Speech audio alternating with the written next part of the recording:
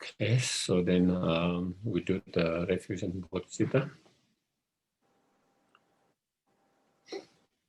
I go for refuge until I'm enlightened to the to the Buddha, the Dharma, and the Supreme Assembly. By the merit I create through listening to the Dharma, may I become a Buddha in order to benefit all sentient beings. I go for refuge until I'm enlightened to the Buddha, the Dharma, and the Supreme Assembly. By the merit I create through listening to the Dharma, may I become a Buddha in order to benefit all sentient beings. Sangye chodang sobe sonam changju pado dane kasos dage chonye jebe sonam yola penje sangye do parasho.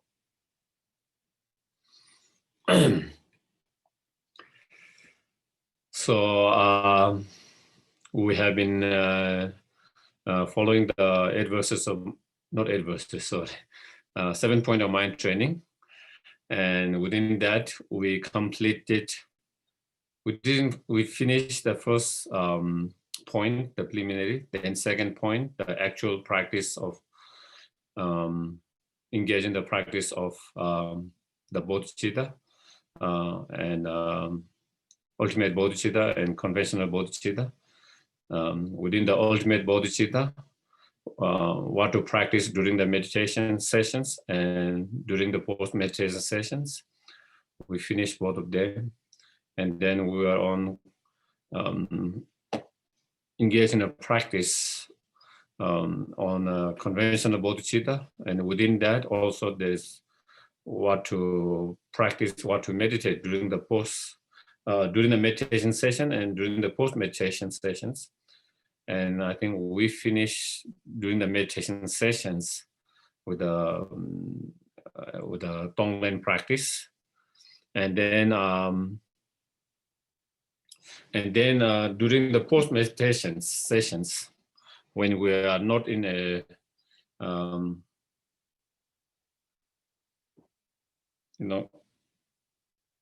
meditation session, when we are engaging our others activities, so how to bring that into that. And so with that, I think where the verse says there are 3 objects, 3 poisons, and 3 sources of virtues. If you see the verse, the third last of that second point. And so when we are in not meditation session, when we engage in the with the world in our activities, we come into the objects. Sometimes we come into object with attractive objects. Sometimes we come in contact with unattractive, unpleasant objects, pleasant and unpleasant. And sometimes we come in contact with the more neutral objects. And when we come in those 3 different objects, when we come in contact of pleasant objects, then attachment arises. When we come in contact with unpleasant objects, then aversion, anger arises. And when we come into contact with the neutral objects, then the ignorance arises. So this is the 3 objects. When you come in contact with those 3 different objects, then 3 different poisonous, the attachments, anger, and ignorance arises. And when that arises, when any of those negative emotion arises, first being aware of that. Oh, attachment arises, anger arises, ignorance arises within me. So recognizing that, being aware and recognizing that. Once we are aware and recognize of whatever negative emotions that is arising within us in that state, in that moment, then we try to transform that into the virtues, the 3 sources of virtues. So then, when we have attachment, when we come in contact with the pleasant objects, being aware that I'm attached, recognizing that, and then thinking, because by understanding such attachments is harmful, destructive, then seeing, may all other people's, all sentient beings' attachments gather on my attachments. So by them being all their attachment being gathered within my attachment, may they be free from all the attachments. May they all be free from attachment, because it is a very harmful.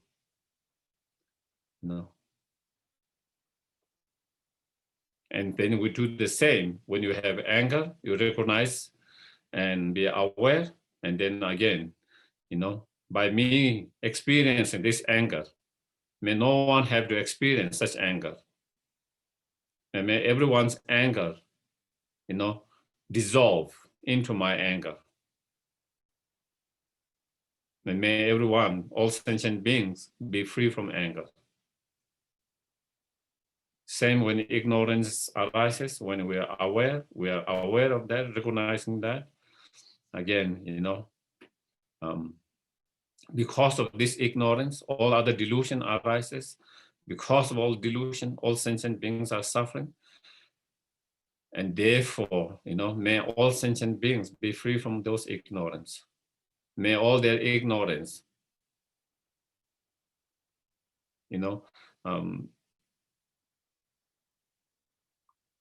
may all other sentient beings' ignorance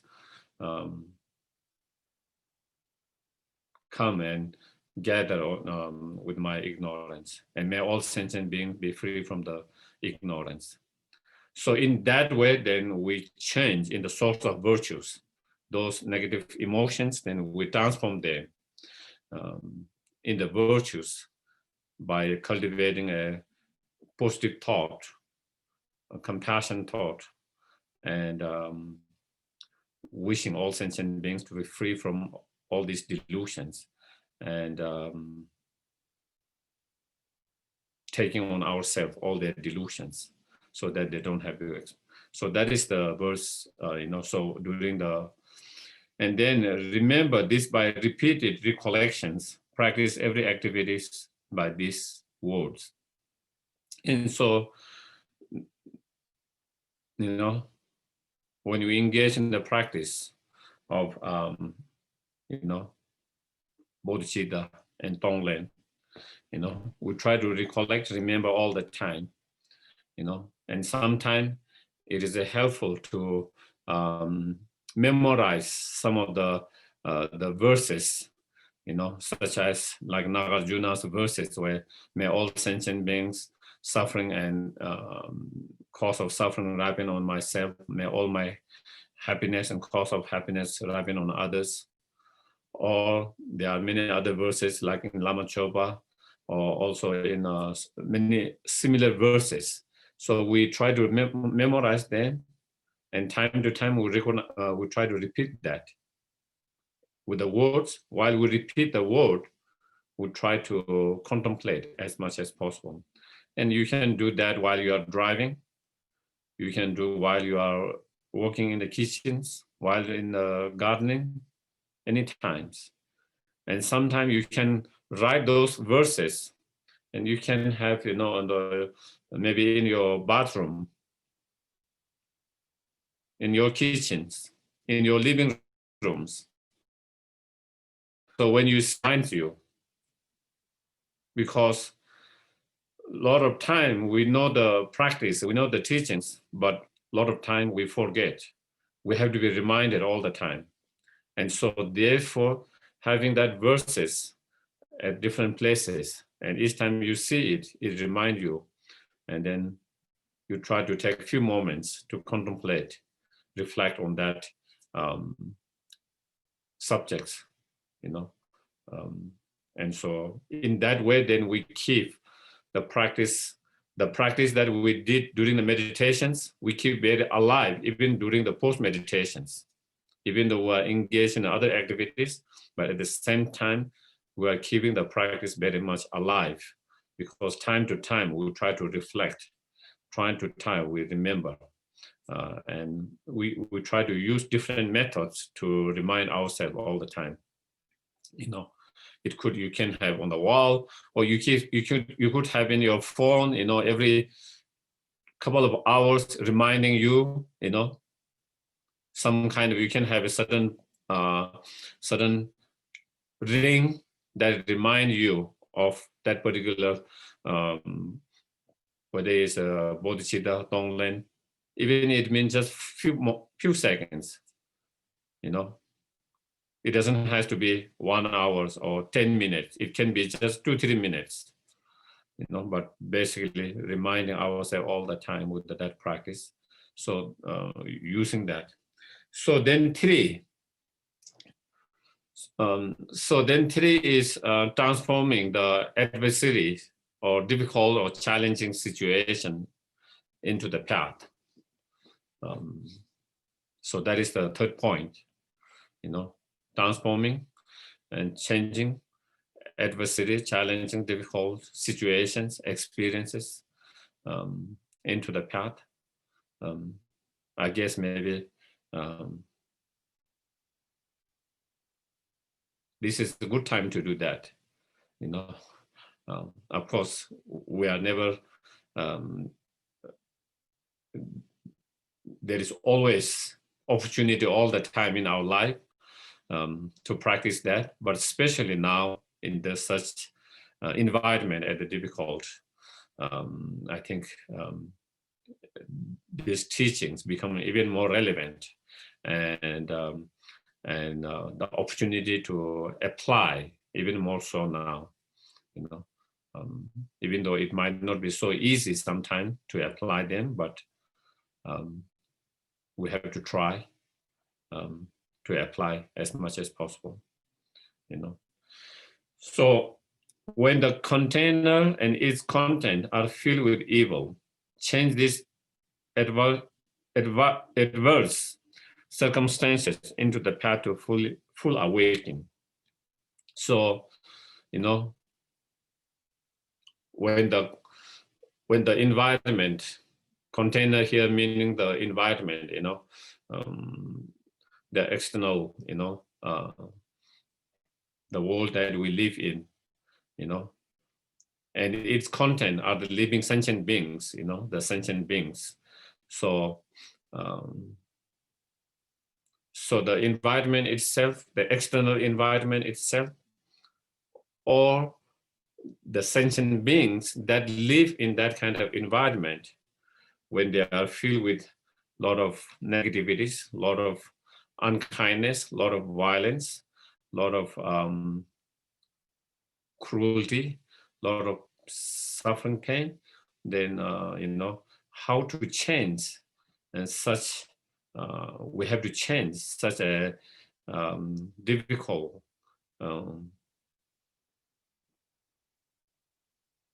challenging adversary circumstance and experience into the path to enlightenment.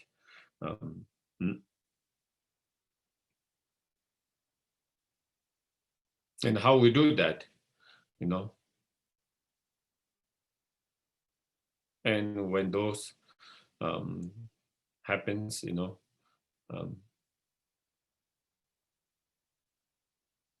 first of all, of course, there are many different way to reflect, contemplate on that, and to transform into a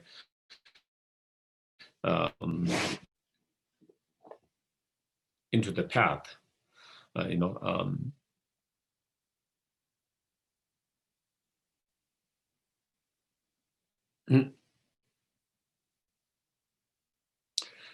one of them, is by understanding, whatever, if we have a health issue, if we have a issue in our, finance situations, maybe we could have a challenges in our relationship, maybe we could have a, challenges in our practice, in whatever different circumstances, different challenges, physical, non-physical, emotional, whatever challenges that happens. Again, first of all, being aware, recognizing those whatever challenges, difficulties, painful experiences that we're going through, being aware, recognizing that, and then understanding we are the not only one who is going through that kind of difficulties. We are the not only one who is going through that kind of difficulties. There are so many others out there who are experiencing very similar, in some cases much more worse than us. In many cases, much more worse than us. And through that understanding, with your own experience, what you are going through, then you are able to, you apply that to understand others who are going through similar or worse situations. Understand and feel for them and their pain and their sufferings.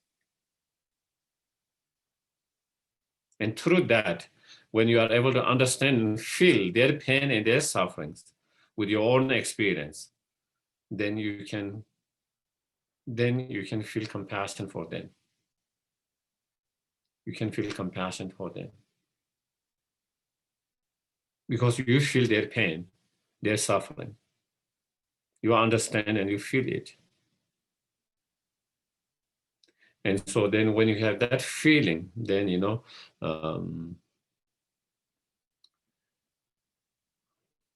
wish them to be free from, you wish them to be free from, whatever pain, sufferings, difficulties that they're going through, wishing them, praying them to be free from that, dedicating them to be free from that. And so when you are able to do that, then your adversity circumstances, through that, you have been able to transform your heart towards more understanding, more compassionate. So and so in that way, it transforms into a path to enlightenment, because it helps you to develop more compassions. It helps you to feel more compassions. You took that your own pain and then directed that pain towards cultivating compassion towards others.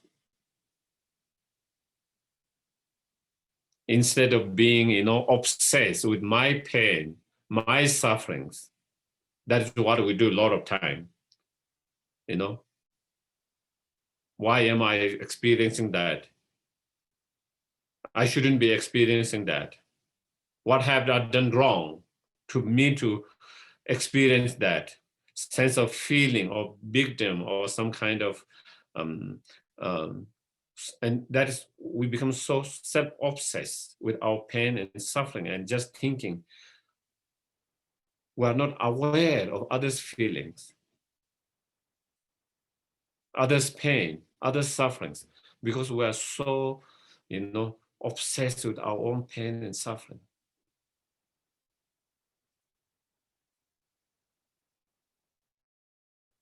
And then things much worse. Then you started to feel your pain, your suffering, your circumstances much more stronger, much more unbearable. On the other hand, the moment you have that your challenges and you are aware of that, and then you are also aware you are the not only one, who are others who are having similar woes. And when you started to understand and feel their pain and suffering, your problem seems very small. Your pain seems very small. And then it doesn't become any more unbearable. It's not anymore so overwhelming as it was before, your problems, and then, you feel less overwhelmed by your own pain and suffering. Also, it helps us to develop compassion and then transform into the path. Mm.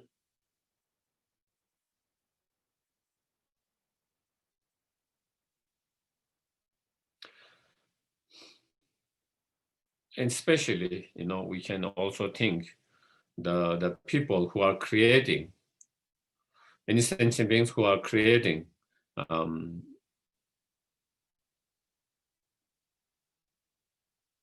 cause and conditions for such challenges and difficulties and the pain. We try to recognize, those people who are creating all these problems, all the challenges, all the difficulties. They are doing that not because they want to do or they have the control, but because they have been controlled by their delusions, whatever that delusion can be. It could be self-cherishing thought. It could be, ignorance. It could be anger. It could be, misunderstanding. It could be jealousy, whatever, or it could be attachments. But basically, when someone behave in a harmful way, when someone behave in harmful way to yourself or to anyone, when they behave and they act in a harmful way, they do that because they are overwhelmed by one of those delusions, one of those afflictive emotions. When they are not overwhelmed by one of those afflictive emotions, they don't behave that way. They are more kind, they are more gentle. But when one of those negative emotions overtake them, then they become much more mean, unkind, and cruel. And so understanding, feeling compassion because that person is being prisoner of their own delusions, slave of their own delusions. And imagine what it is like to be slave and prisoner of delusions.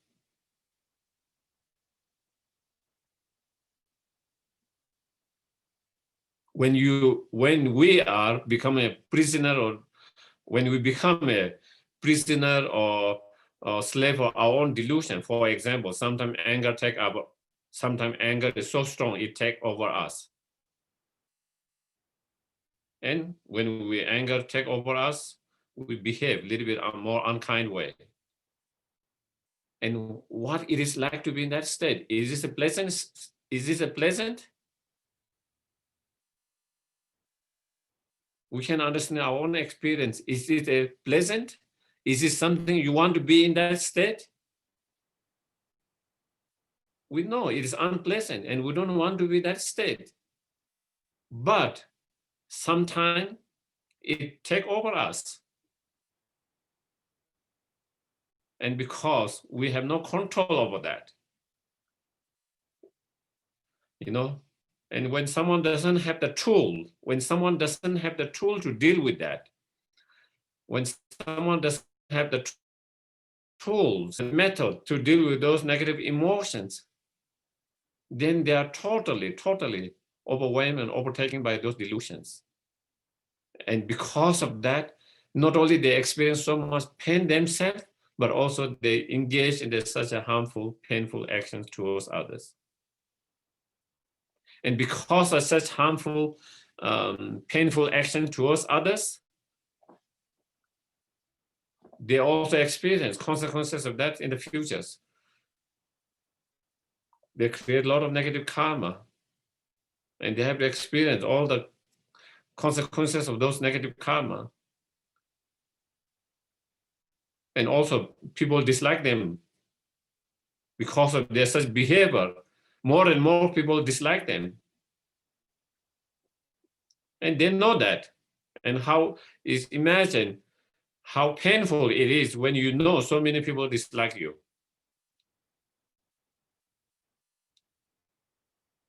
Imagine sometimes when you hear from someone, or that person dislike you, how do you feel it? You hear, your friend or someone says, do you know that person dislike you? And he says something not so nice because he dislike you. How do we feel it? It is painful to know, to hear and to know someone dislike you. Then imagine when millions of people dislike you so much actively, how much pain that person might be going through. Sleepless night. It's not one person's, it's not 10 persons, it's not 100 persons, it's not 1,000 persons, 100,000s, millions of people. And you know that. It must be miserable. It must be miserable. I think when we really understand that miserableness, maybe we can feel compassion. Doesn't mean we agree with their behavior, but as a person, as a human being, as a sentient beings, maybe we can feel their pain, the miserableness, and maybe that can help us. So through that, again, how to understanding their pain, their sufferings, even those who are engaged in such harmful actions, and then and through that feeling compassion for them, not agreeing with their behavior and taking a stand to stop such behavior, but at the same time, having the compassion for that person. It's not easy, but it is possible. It's not easy, but it's possible. Just like someone, someone you like, someone you care so much, whether it's your children, whether your family, friends, maybe when they behave in something, some kind of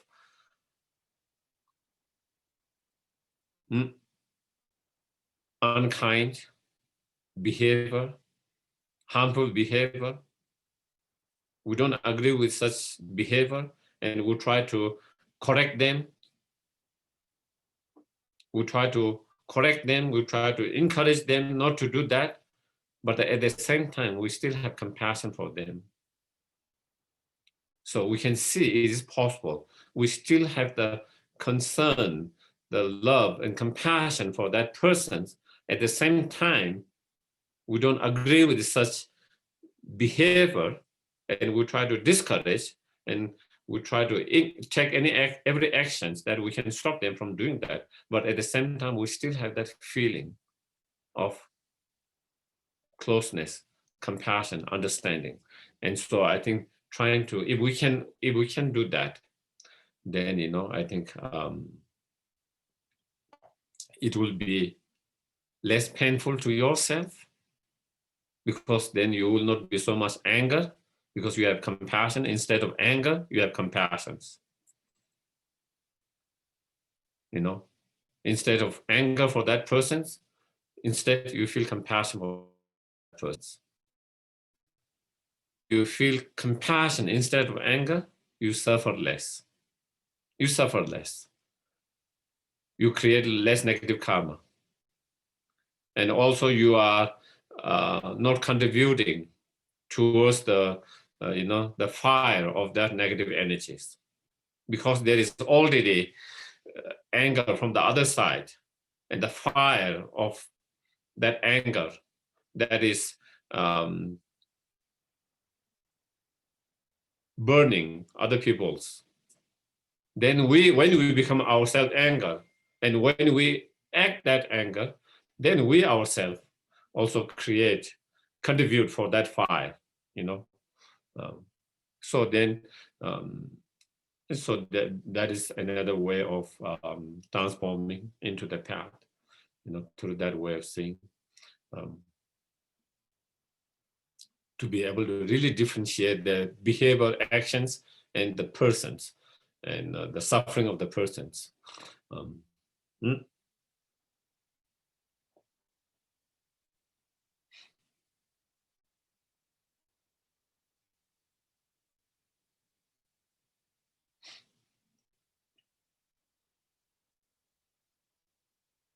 And on individual level, you know, on individual level, as Shantideva said, you know, um, because there is someone, whether we call his enemy or not, but someone who create a lot of obstacles, problem to you, that give you opportunity to practice patience.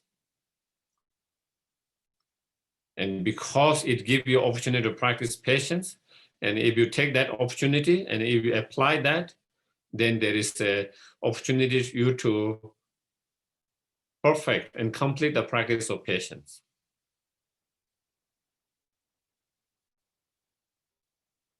And that is what we want, isn't it? We want to perfect the practice of patience. Without the perfection of patience, we cannot, in terms of our path, we cannot grow on our path, and we cannot achieve enlightenment. In order to really achieve enlightenment, in order to make a huge growth in our spiritual path, we need to have a strong practice of patience. In order to have that strong completion and perfection of practice, we need the opportunity. If you don't get opportunity, you will not be able to practice. You will not be able to perfect it. And such persons or such individuals give us incredible opportunity. So from that individual perspective, then understanding, feeling so gracious, kindness of that person to give that opportunity.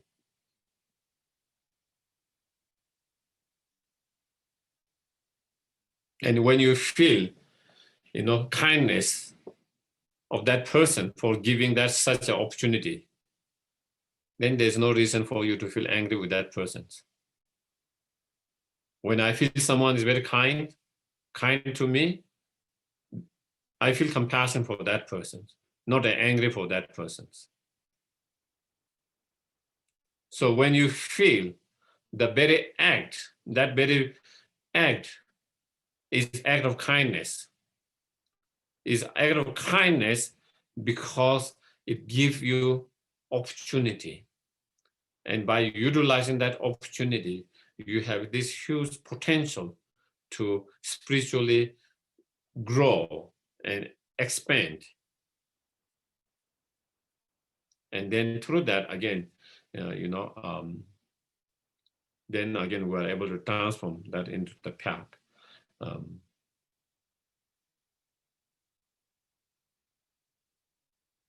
And also some of the teaching says, you know,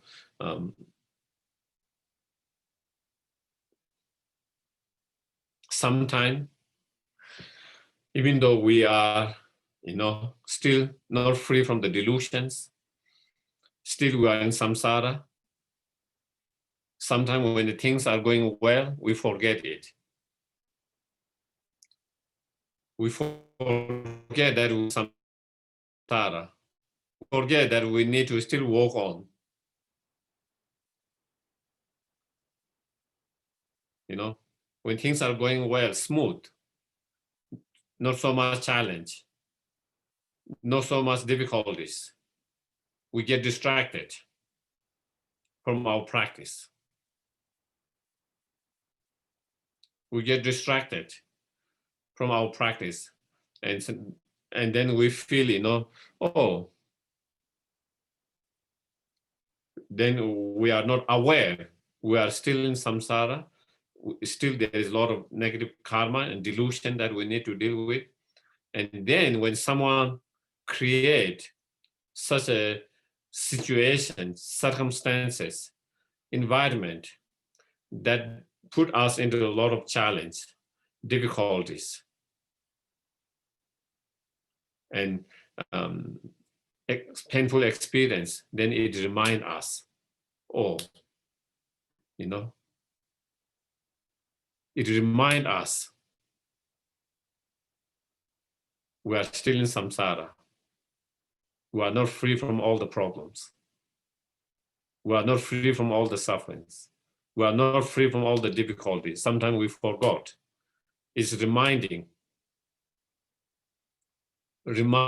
oh, because of that problem, then those different negative emotion arises. And then it's reminding, oh, you still have a lot of negative emotions that you need to deal with, you need to work on.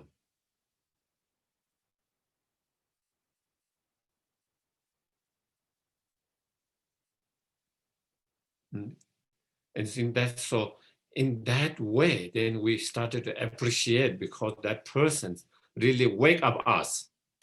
It's like someone help us to wake up. We are asleep. It's like we are in deep sleep. And then that suddenly that person wake you up, you know, saying, hey, you still need to do a lot of job. You need to work very hard still. Still you need to work with your delusion, with your karma. It's not done. So it is like whenever someone lose their way, someone helping you to find the way. And so when you are lost on your way, and when someone help you to find the way, you will appreciate that. You will appreciate that. And so same way, then recognizing, you know,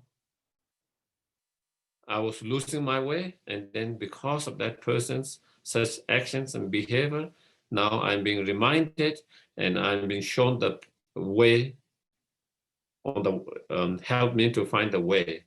And so therefore, it helped us to practice Dharma even more stronger, to work with our practice even more stronger.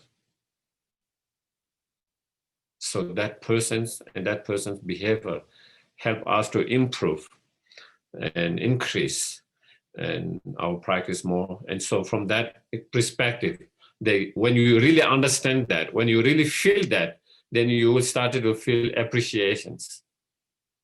And when you feel appreciations of that person's, then again, there is less upset, less anger. Isn't it? When I appreciate because I see something beneficial from me because of that person's behavior and actions, then, you know, I appreciate that because it helped me to grow and find me the path, helped me to put into the practice. And so when you do that, then you have less negative feeling, anger, hatred, ill will feelings, maybe more appreciation, gratitude, thankful. If that happens, then, you know, our mind is not disturbed. Not only not disturbed, then we transform into something on the path, something positive, you know. So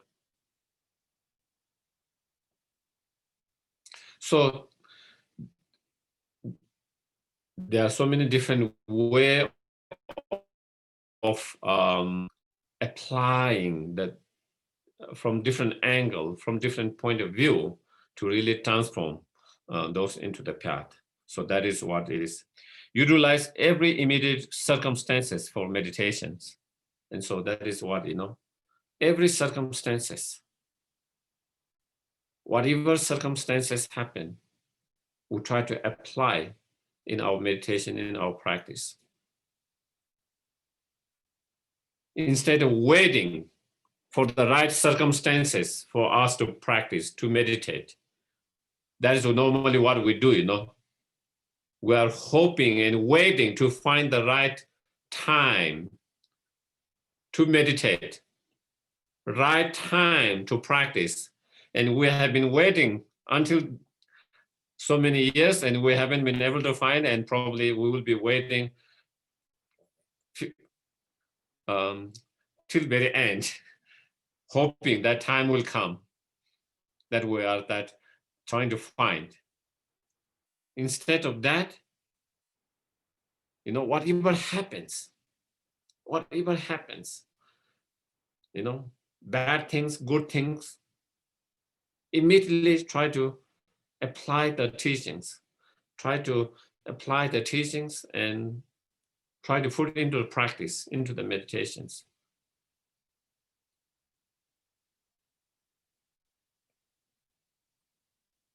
And when we do that, then you don't have to wait for the right time, right environment. Every time,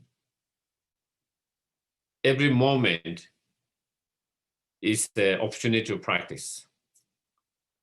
And you have every moment to practice. And every environment is the right environment to practice the Dharma and the Lojong. If we can apply those Lojongs, then every environment becomes the conducive environment to practice the Lojong. Every moment becomes the conducive time to practice the Lojong, the mind training. So that is why, so then we don't have to complain of not finding a time to practice or right environment to practice the Dharma because I have job, I have family, this and that. All the excuses that we have every day, Why I cannot meditate, why I cannot practice? Oh, because I have chore to do, families, job and all this and that. Here the advice is utilize every moment, every environment to practice. And if we do that, also we are more likely to have more successful in our practice. Because your practice is not on cushion when you are meditating, but your practice is in your 24 hours every day, all the time. A lot of time, our practice meditations on the cushion. On the cushion, we feel so much compassion. If you are doing meditation compassion, you feel compassion for everyone. And once you are out of that cushions and then someone makes some noise, your mind is annoyed. Someone cuts in front of you, disturbed, upset. Why? Because we left our meditation practice on the cushion, We didn't bring the practice and meditation with us. We left on the cushion, And then tomorrow again or next day, next session, you go there, again, you feel compassion or whatever. And again, once you finish meditation, you leave that practice there. And that is why we don't have so much success in our practice or so much success in transformation, real transformation in our heart, Because we have very little time on cushions. But instead, as advice here, utilizing every circumstance immediately in all the time, then, we bring the practice with our self every day, 24 hours. And when that happens, then, you will be able to make huge progress, quick and huge progress. real transformations.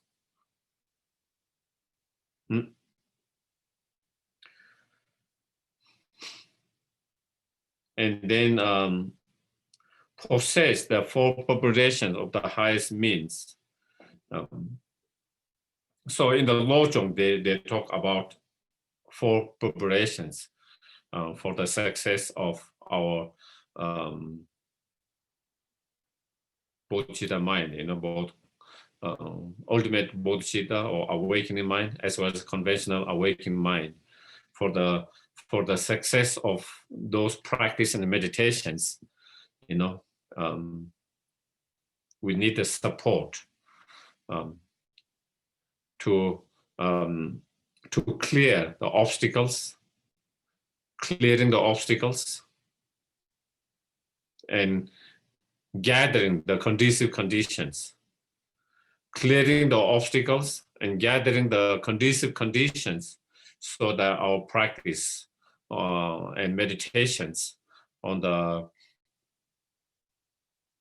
awakening mind of bodhicitta, both ultimate conventional bodhicitta, can become a more successful and smooth. So those are the four means or four preparations. So one of them is purifying. So that purifications, one of the preparations.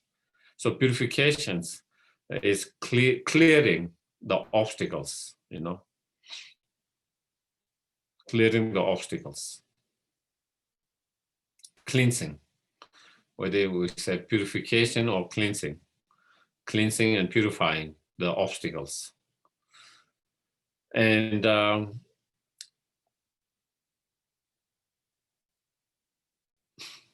so trying to apply the four open-end powers in our purifications, whenever we notice, whenever we are aware and remember that we have done something harmful, unwholesome actions, or engage in any of negative karma or actions,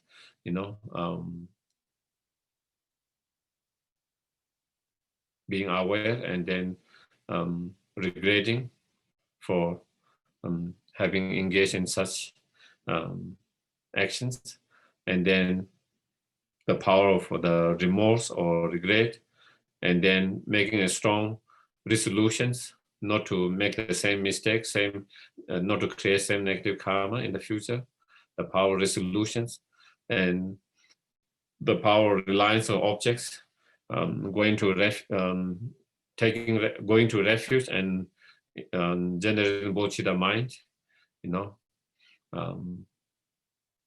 and then the power antidote. Then as a way of purifying, engaging in any virtuous actions, any virtuous practice. Of course, there are certain specific purification practice recommended, but in general, any virtuous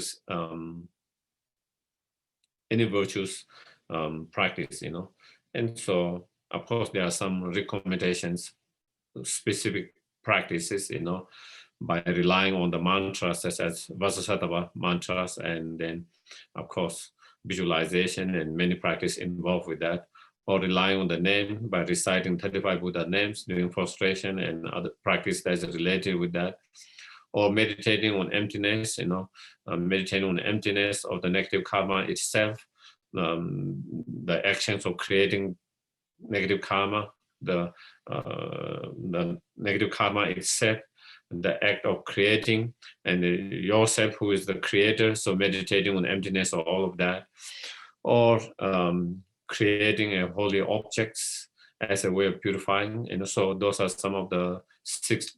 There are some mainly the kind of 6 recommended practice that you find in some of the Lamrim and other teachings. But basically, engaging in any virtuous action as a purification. So that is the purifications. And then the other is creating the conducive conditions, accumulating the conducive condition, accumulating merit of virtues, And that is, in order for the success of our practice meditation, then we need to create that positive energy, the positive energy, the conducive positive energy that can help. So that is the virtues of the method. And so then, in order to improve the bodhicitta mind, in order to improve bodhicitta mind, we do the purification. In order to improve the bodhicitta mind, then we do the accumulation of merit, by making offerings to the holy objects, the Guru, Buddha, Dhamma, Sanghas, or making a charity to those who are in the needs, or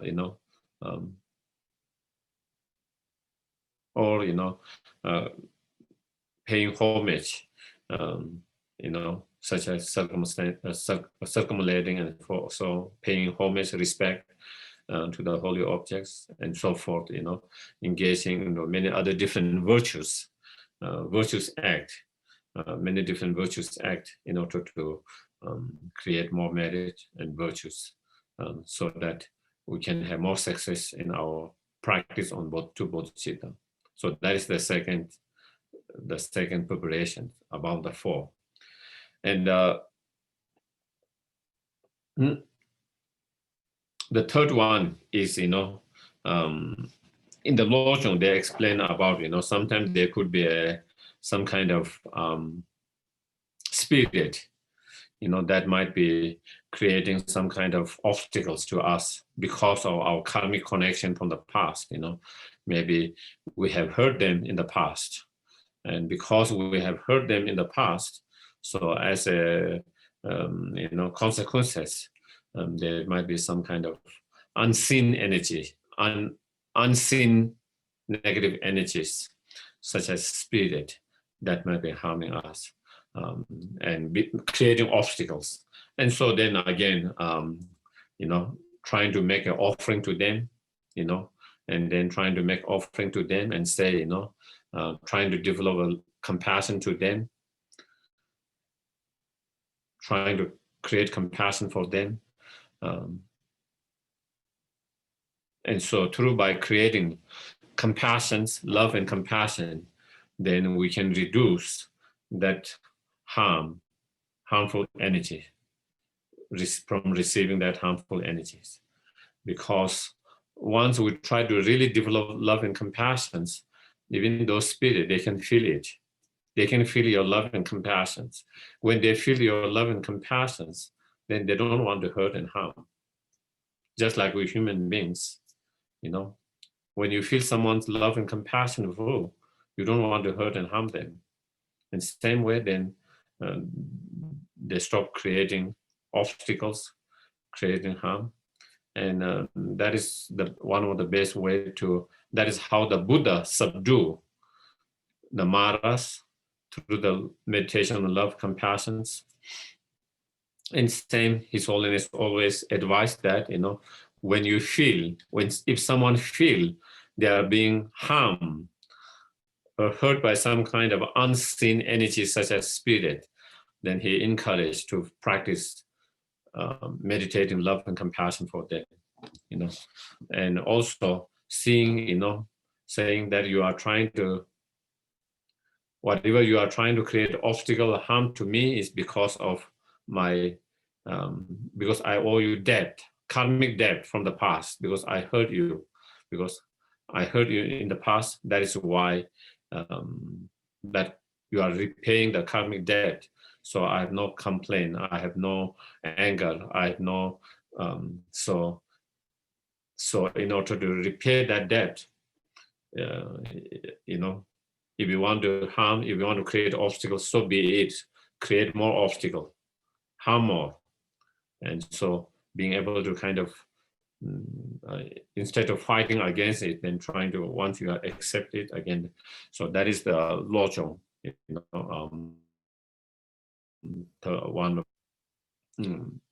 the third preparation. And the fourth preparations is, making offerings to the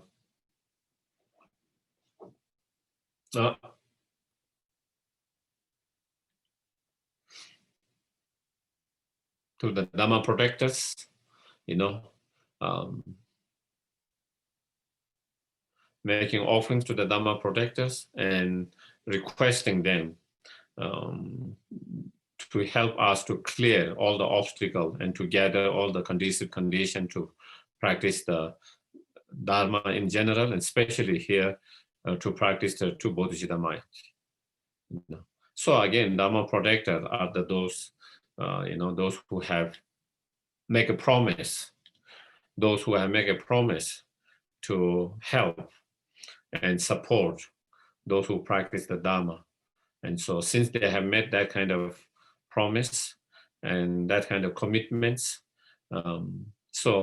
when we make the connections through making the offerings and then asking for the support and help to clear the obstacles, external, internal obstacles to develop our bodhicitta mind and to help us to create all the external, internal conducive condition to practice the Dharma in general, and especially to practice the two bodhicitta mind. And then we might be able to receive some of those help as well. And we need every help from everywhere to success in our practice of Dharma and to success in the practice of our two bodhicitta mind. And so those are the four preparations. So again, all these four preparations, we do the practice. We do those preparations not to get when you are doing the practice of Lojong, not to become a success, not to become a fame, not to become a,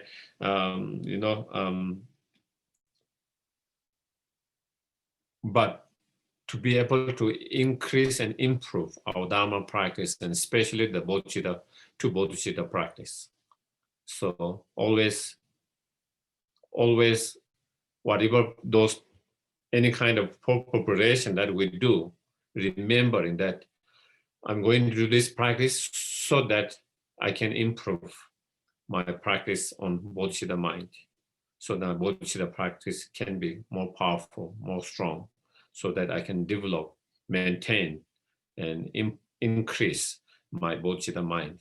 So to be able to relate that with that is important, Otherwise, sometimes we might take it as for an ordinary purpose, And we shouldn't treat the spiritual practice for ordinary purpose, especially from Buddhist point of view. I want to get rich, so therefore I want to engage in those practice. I want to have fame, therefore I want to get in those. So that shouldn't be the case, but really on a spiritual level, those are spiritual practice, and it should be on a spiritual level, and always relating that all these different practices in order to increase and improve our bodhicitta mind. So that is the third and the fourth. So that is the third point. And then the fourth point is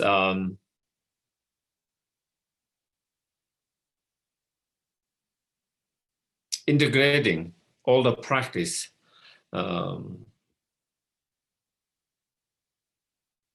in one lifetime.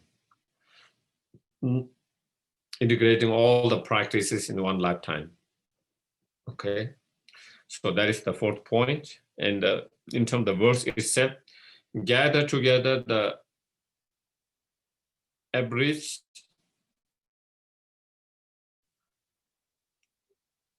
quintessence of these advices, blind the practice of one life with the five forces.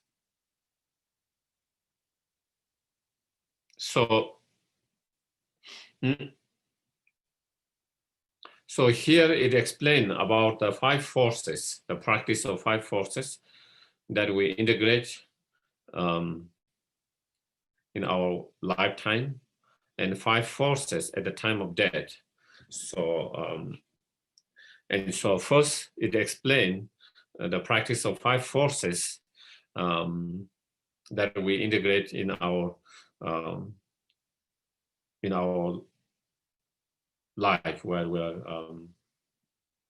our everyday life, So the 5 forces, are the forces of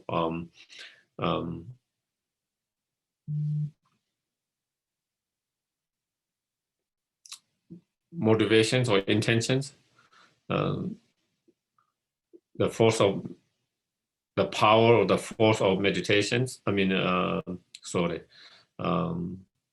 Intentions or motivations, and the power of virtues or the white seed, the power of familiarity, the power or the force of familiarity, the power or the force of, I think,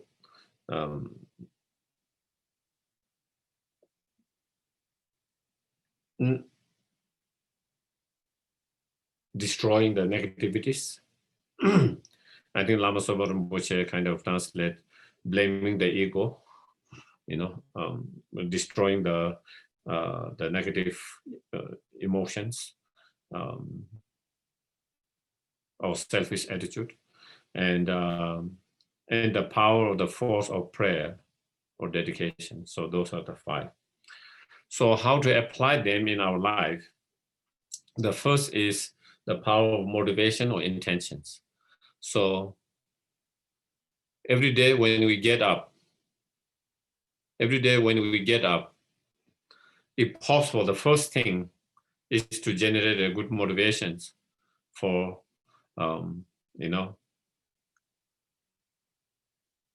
good intention, good motivations, until we achieve enlightenment, especially for this life, and particularly for this year, and more so this month, this week, and specifically for these 24 hours, So, and generating the best motivation is to generate the motivation of bodhicitta mind, the bodhicitta motivations. Start the day with bodhicitta motivations. Start the day with the bodhicitta motivations,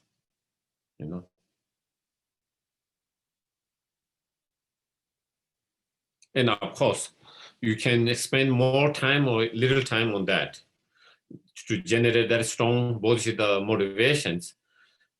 It could be 10 minutes, it could be 5 minutes, it could be 2 minutes, how detailed you go and how long you take to generate. But basically,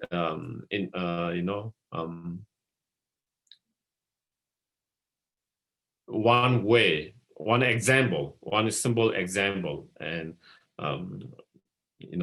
simple example is the purpose of my life is not only just for myself, but to be able to be service to all sentient beings and to be help to all sentient beings. Not only just myself, but to be help, benefit to all sentient beings. And therefore, and in order to be most benefit, not just benefit, but most benefit, and not just for certain individual, but to all sentient beings without any partiality or discriminating, to be able to be that kind of greatest benefit to each and every sentient beings, then I need to achieve my highest potential, fully awakened state. And in order to achieve that fully, my highest potential, the fully awakened state, then I need to develop, the wisdom realizing the reality and the bodhicitta that come out of great love and compassions.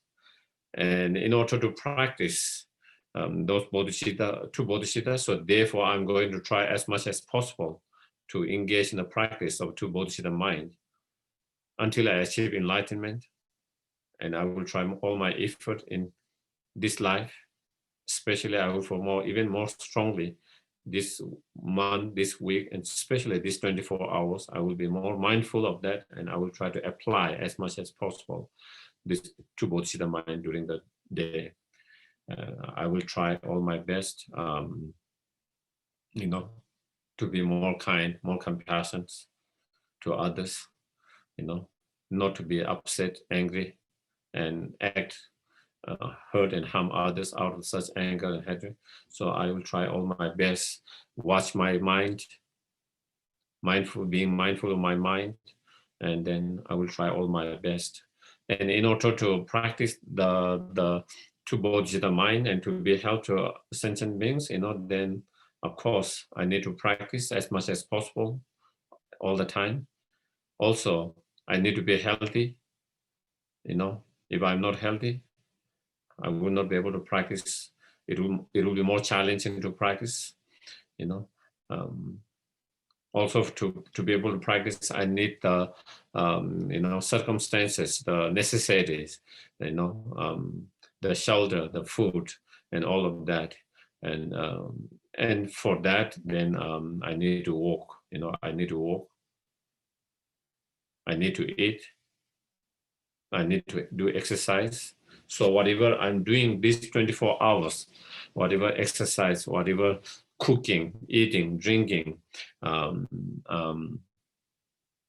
going for walk, all of them, I'm doing that so that all of them become cause and condition to practice the two Bodhisattva mind.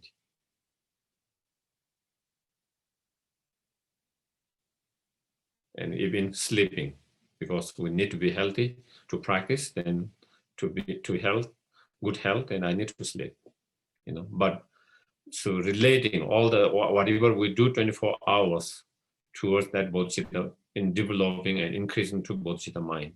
So trying to, so that is the power or the force of the motivation to do that. And then the power, the force of virtues, or sometimes it is translated white seed,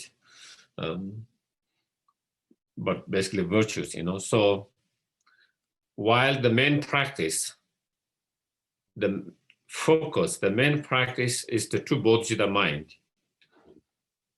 But in order for true Bodhisattva mind to be able to cultivate it and to be able to maintain it before it deteriorating,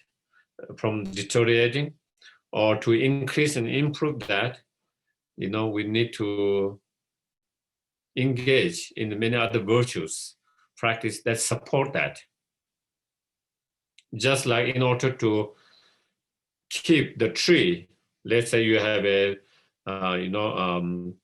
fruit tree, so that fruit tree grow fully, and to be able to maintain so it doesn't dry up, and so it produce more and more fruit, you need to give water, fertilizers, whatever other condition that it needs. Same way, in order to keep our plant or the tree of our bodhicitta to cultivate and to maintain it and to improve and increase, then we need to give the water, fertilizer, the heat, the light, everything. Like that, then we engage in other virtues, creating the merit and virtues, so engaging that. So whatever other form of virtue that we engage at the time, for example, making an offerings, whether you were making an offering, water bowls, incense, light, food, whatever we make, knowing that I'm doing this practice, engage in this virtuous practice, so that it supports my two Bodhisattva mind, the practice of my two Bodhisattva mind. Or if we are doing some prostrations, again, I'm going to do these prostrations so that it will support my practice of two Bodhisattva mind. So in order to support the two bodhicitta mind, the main practice, the two bodhicitta mind, then engaging into other virtues. So that is the power, the force of the white seed of the virtues. Then the power of the familiarity, is the practice that we try to throughout the day. We try to reflect, contemplate, and meditate on the two bodhicitta mind whenever whenever possible, as much as possible. When you are cushioned, we try to meditate. Even when you are not cushioned, we try to reflect and contemplate. While you are walking, you can still reflect, contemplate, meditate on love, compassion, bodhicitta mind. You can still contemplate, reflect, and meditate on dependent arising, emptiness. So sometimes it's good, while you are walking, your body, you are walking, the body, it seems like it's ordinary, but your mind is constantly reflecting, contemplating, meditating on two bodhicitta mind. So the whole walking, if you do half hour, 1 hour, or you are hiking for many hours, that become meditations. That itself, the whole time that you are walking, it becomes meditations because you are utilizing your mind to reflect, contemplate on that.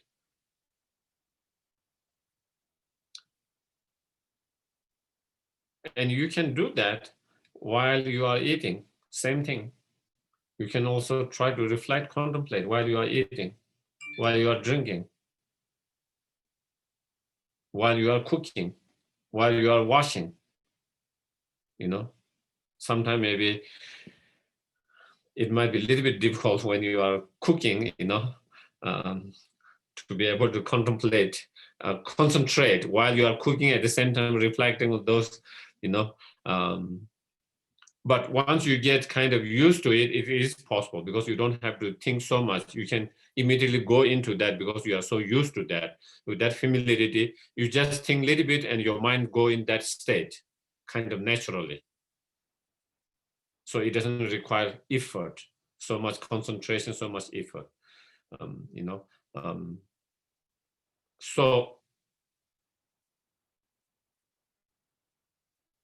So familiarizing our mind with the two bodhicitta mind all the time.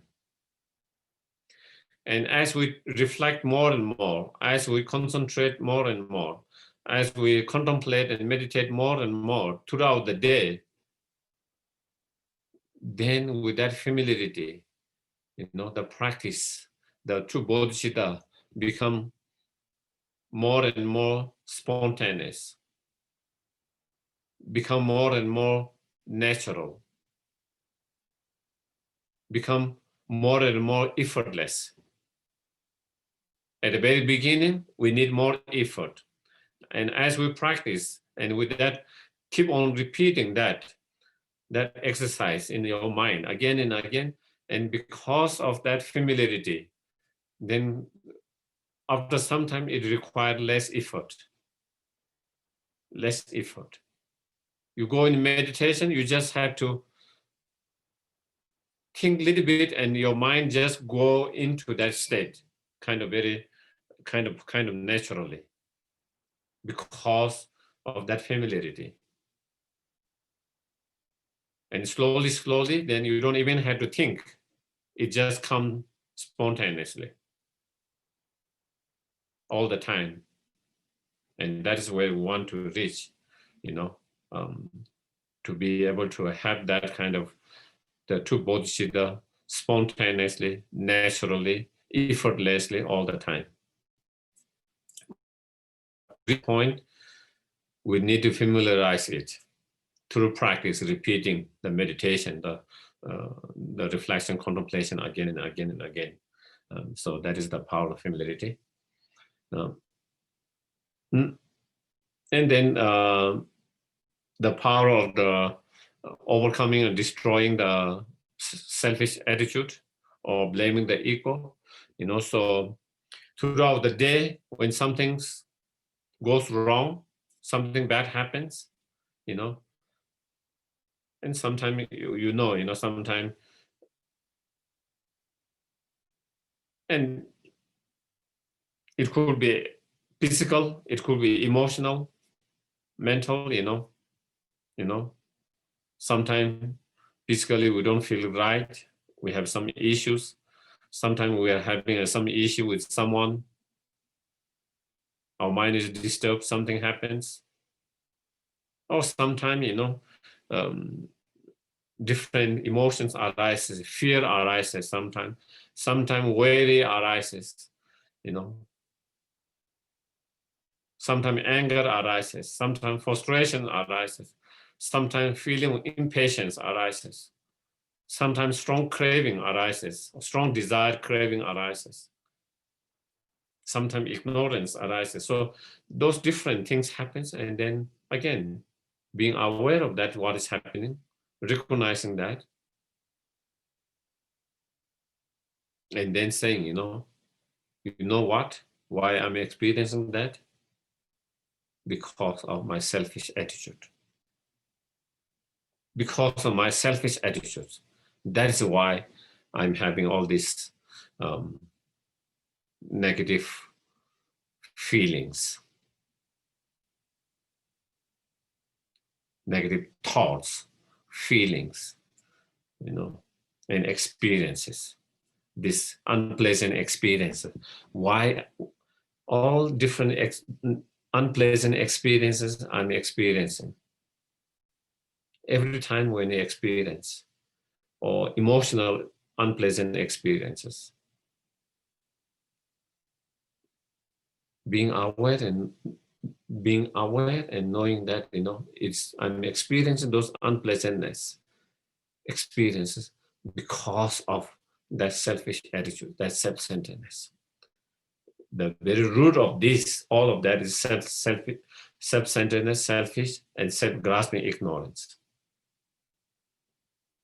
These two, because of this ignorance and selfish attitude, that is why I'm experiencing all this. So every time that happens, we try to blame on that selfish attitude and self-centeredness. Through that, then we try to, destroy it. Instead of trying to blame others or trying to blame ourselves, we blame to our egoistic mind, our selfish attitude, and the self-grasping mind. And, bombard the selfish and the self-grasping with all this unpleasantness. Give it to them. You say, this is what you deserve. Because of you, it's coming. So you have this. You can have this. This is what you wanted. So you can have it. You give everything to that. Trying to give everything to that. So training our mind in that way. So when we train that way, then more and more we are aware how all our problem is a result of our own ignorance and our selfish attitude. And the more and more we are aware, the more and more we feel that more profoundly, then, then we understand more profoundly how that is the main enemy that need to be overcome, that need to be destroyed, and we put more effort to reduce and to overcome those. And then the power of prayer, then we try to dedicate and make prayer, after every virtues, but especially at the end of our day, dedicating whatever virtues that we might have created throughout the day, starting with good intentions and motivation from the morning, and throughout the day, whatever positive things that we might have done, virtuous things that we might have done, and due to all of that, may I be able to actualize and develop and fully develop the two bodhicitta mind, And may all sentient beings be able to actualize and fully develop true bodhicitta mind. So making the dedication and prayer to be able to actualize and fully develop oneself and all sentient beings, the true bodhicitta mind. And so that is how we conclude that one day. And if we spend one day like that, the one day become meaningful. That one day become meaningful. And then day by day, the week become meaningful. Week by week, your month become meaningful. Month by month, your year become meaningful. Year by year, your life become meaningful. When we think of making my life meaningful, we think it is a big, it's something that's such a huge big. You just have to make your one day meaningful, every day meaningful, and that will become your life meaningful. If you make every day by day meaningful, then week become meaningful. And if you make week meaningful, then month meaningful, and year, and then life become meaningful. And so when you think that way, then you think, oh, I can make my life meaningful. Seems I can do with that one day. And then we do next day, and one day by day, week by week, month by month, and year by year. Then in that way, we make our life meaningful. Yeah. So I think, I guess, so with that today, I think, I guess, today maybe. I thought I might be able to finish the point 4, but anyway, I didn't finish. So any questions? If anyone has questions, comments, sharing, please. Yes, George. Hello, Geshe. Thank you so much for the teachings. It's my pleasure. I was wondering, would you please quickly review the 4 preparations again? I feel like I got some of it, but I didn't get all of it. The first is the purifications. Second, the accumulations of the merit or the virtues. And the third one is making offering to the spirit and cultivating love and compassions. And the fourth one is making offering the Dhamma protectors and asking and requesting for this to help in our practice. Yeah. Thank you. Okay. Any others?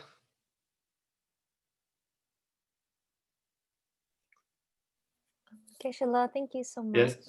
I had a question about recognizing attachment. I find it relatively easy to recognize when I'm angry, but attachment, I still associate it with the pleasant feeling I get.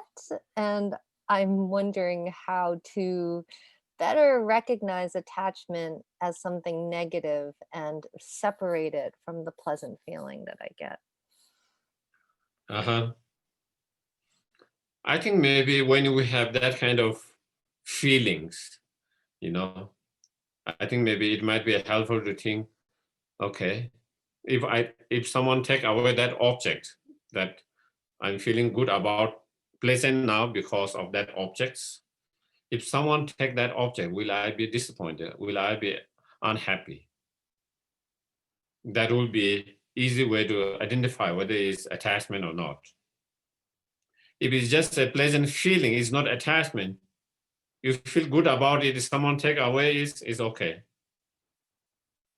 I lose that, separate that, and I'm okay too. I'm happy too. And I come in contact with that objects. I did pleasant feeling, happy feeling, that is okay. But if that object is also taken away, I'm also okay. I will be happy and also. So that means it's not attachment. But when you try to see, analyze, okay, I'm happy about this, but what happened if someone take that away? Will I be disappointed? Will I be upset? Will I be unhappy? And if you think, oh, it's going to be unhappy, it's going to be upset, then that means it's attachment. So then I think maybe that way we can be able to identify what is the attachment and non-attachment pleasant feelings. You. Yeah. Geshe-la? Yes, please. I have a question. Yes. With the Dharma protectors and the spirits, I find that I find it hard to feel completely comfortable with that. And part of it is that I find it hard not to give them an inherent existence. And I don't know how to think about them without that. First of all, I don't think you have to believe in protector or spirit in order to practice the lojong,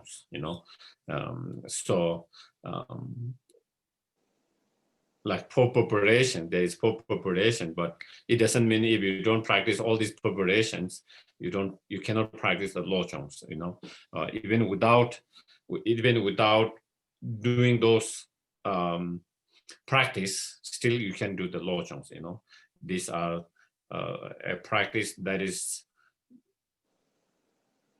given or developed on the basis of that there is a belief and understanding that is such beings, and then on the basis of that, and so that is one thing I wanted to kind of clarify. If you don't feel, if you don't believe, or you don't feel connected with that kind of beings, so it doesn't mean you cannot practice the lojong. You do all the rest of them, but you just skip those two preparations. You don't have to do those. Instead of 4 preparation, you do the 2, and then you just skip the 2 preparations. But in terms of then giving the inherent nature, if you kind of think that there is a protector and spirit, but also we have to remember that those protector and spirit are not inherent, because they are, they are just like a human being. They are developing. They are also changing all the time. Some of the spirit who are there, maybe they are no more there.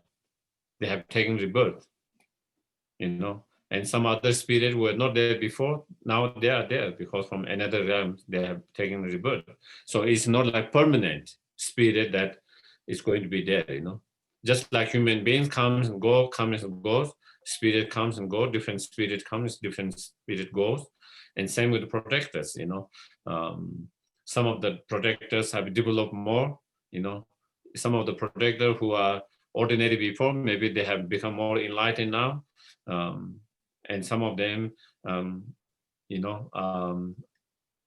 have developed, or maybe not developed, or even they have not spiritually developed, still they are changing, and so you don't have to believe that it is same unchanging protector. Let's say, even though it might be continuity of that protector, but it doesn't mean it's the same, Is it, would a way of thinking about it be that there are energies that... Yeah, you can think that, you can also think that way too. Yeah. I think it depends on individual, I think some people, they might find more relatable to feel the energy of that, instead of seeing a form, some kind of form, And for some people, they don't mind, and they are okay, and they feel more comfortable with seeing that physical form, of that particular protector or spirit. And some, they just don't feel comfortable with that, and they can just feel the energy of that too. So, yeah. Thank you. Yes. Okay. Thank you very much, everyone. We do the dedications, and okay. Thank you very much for joining and giving the time. So can we have the dedications?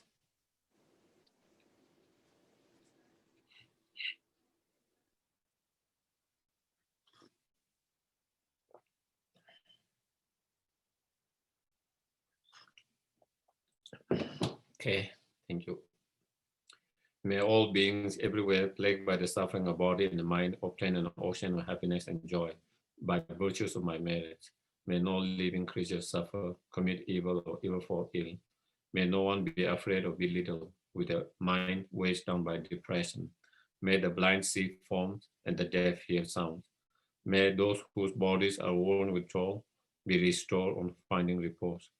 May the naked find clothing, the hungry find food. May the thirsty find water and delicious drink. May the poor find wealth, those weak with sorrow find joy. May the forlorn find hope, constant happiness and prosperity. May there be timely rains and bountiful harvest. May all medicine be effective and wholesome prayer bear fruit. May all who are sick and ill quickly be free from their ailments. Whatever disease they are in the world, may they never occur again. May the frightening cease to be afraid, and those bound be freed. May the powerless find power, and may people think of benefiting each other. For as long as space remains, for as long as sentient beings remain, until then may I too remain to dispel the miseries of the world. Thank you. Good night. Okay. Nice to see you, Hugo. Orlando. Thank you, Geshe. Okay. Thank you. Okay. Good night, everyone. Good night. Thank you. Thank you so much. Thank you so Okay. much. Thank you. Thank you. Thank you so much. Thank you. Good night. Thank you, Geshe Sherab. Night. Thanks so much.